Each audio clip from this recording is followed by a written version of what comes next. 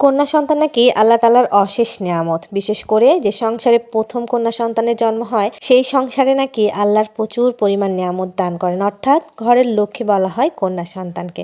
আলহামদুলিল্লাহ, আমারও কিন্তু একটা ঘরের লক্ষ্মী আছে। যদিও সে প্রথম সন্তান না আমাদের, কিন্তু সে পাপ্পা কাপারি আর মাম্মার রাজকন্যা, সেই সঙ্গে বড় ভাইয়ের পরম আদরের বোন। কিন্তু আমাদের সমাজে এখনো প্রথম সন্তান মেয়ে হওয়ার কারণে ভেঙে যাচ্ছে কত সংসার, স্বামীর ঘর ছাড়া হচ্ছে কত মেয়ে, সেই সঙ্গে শিশুটার ভবিষ্যৎও নষ্ট হচ্ছে। আর আমাদের সমাজের এই বাস্তব চিত্রটা না অনেক বেশি কঠিন, যেটা আপনি চাইলেও হুট করে পরিবর্তন করতে পারবো না। যেটা এত বছরেও পরিবর্তন হয়নি, তবে অনেকটাই কমে এসেছে। ইনশাল্লাহ এটা একদিন দূর হয়ে যাবে। তো আমার বাড়িতে আমার রাজকন্যার পাশাপাশি আর একটা ডানা ছাটা রাজকন্যা আছে, যে রাজকন্যার ডানাটা ছেটে দিয়েছিল তার জন্মের পরে তার নিজের বাবা। যাই হোক, সে কিভাবে আমার বাসায় এসেছে সেটা তো আপনাদের সাথে শেয়ারই করব।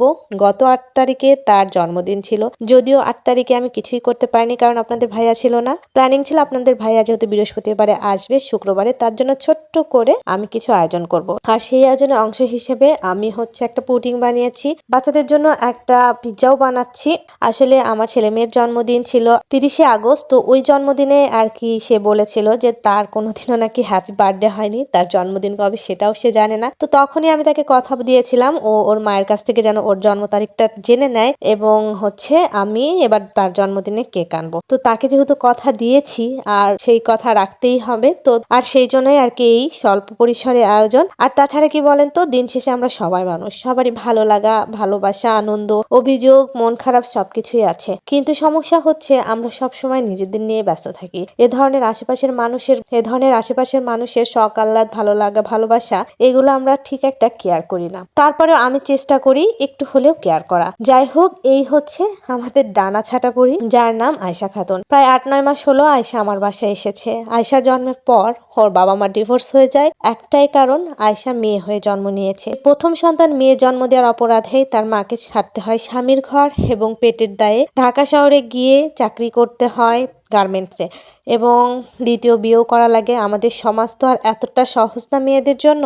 আর আয়শার জায়গা হয় তার মামির সংসারে। অযত্ন, অবহেলা এবং মানসিক এবং শারীরিক চরম নির্যাতনের এক পর্যায়ে এসে ভাগ্যক্রমে সে আমার বাসায় আসে, এবং আমি আমার যথাসাধ্য চেষ্টা করি তাকে ভালো রাখার। হ্যাঁ, সে আমার বাসায় হেল্পিং হ্যান্ড হিসেবেই আছে। সে আমার হাতে হাতে কাজ করে দেয়, আমার পাশে থাকে, আমার মেয়েকে দেখে। এর বিনিময়ে আমি তাকে একটা নির্দিষ্ট স্যালারি দিই। কিন্তু দিন শেষে ও মানুষ, ওর কিছুটা ভালো লাগা, ভালোবাসার দরকার হয়, সম্মানের দরকার হয়, যেটুকু আমি আমার সর্বোচ্চ লেভেলে দেওয়ার চেষ্টা করি। তার সকল মৌলিক চাহিদা যতদূর পারা যায় ভালো মতো পূরণ করার আমি চেষ্টা করি। মানুষ হিসেবে মানুষের দায়বদ্ধতা কিন্তু থেকেই যায়, তবে আমরা অধিকাংশ সময় এই দায়বদ্ধতাগুলো প্রপারলি পালন করি না, যার কারণে আমাদের সমাজে এত বেশি সমস্যা। তো যাই হোক, আয়শার জন্মদিনে কিন্তু আয়শাকে সুন্দর করে সাজিয়ে দেওয়া হয়েছে, সেই সঙ্গে আমার বাচ্চারাও সাজিয়েছে।